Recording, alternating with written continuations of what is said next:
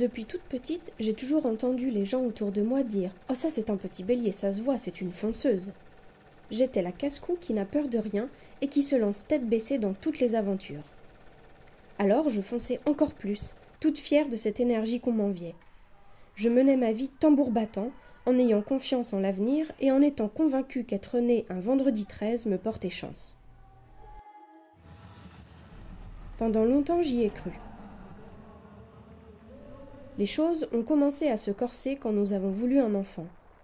Je me disais, je suis en pleine forme, ça va aller vite. Ça a pris plus de 2 ans.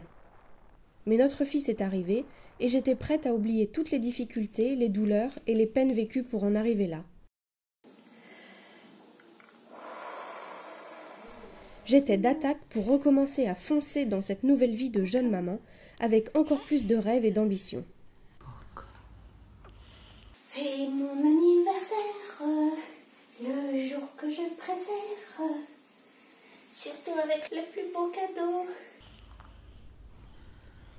Mais 3 semaines après l'accouchement, ce 19 avril que je n'oublierai jamais, j'ai compris que mon bonheur ne tenait qu'à un fil.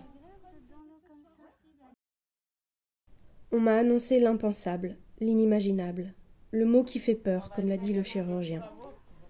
Pourquoi moi? Pourquoi maintenant? Pourquoi? Je n'ai pas de réponse et je n'en aurai probablement jamais. Opération très lourde, long traitement, séquelles, tout s'est écroulé ce jour-là.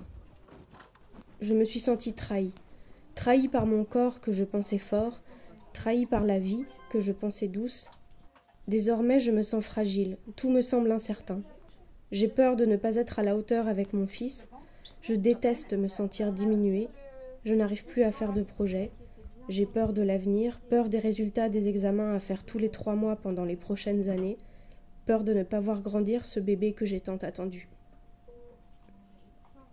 J'atteignais mon plus grand rêve et tout s'est évanoui en quelques minutes. Le temps du diagnostic et le temps de réaliser le poids des mots et leur implication sur mon avenir.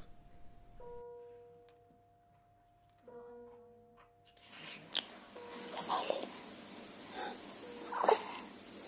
On va y arriver.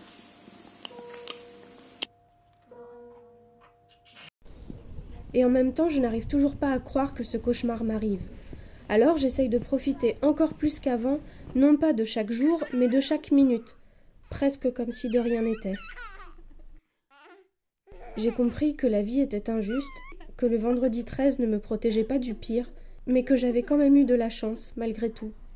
Ce qui me fait tenir, c'est l'amour autour de moi, c'est le regard et les rires de mon fils, c'est l'espoir profond d'avoir un autre enfant quand je serai sortie de la zone rouge, pour redonner la vie sans risquer de la perdre, et pour renaître une bonne fois pour toutes. Moi qui me sentais invincible d'avoir donné naissance à mon fils, en réalité c'est lui, cet autre petit bélier, qui m'a sauvé la vie sans le savoir et qui me redonne confiance, pas à pas. Grâce à lui, je réapprends à foncer, presque comme avant.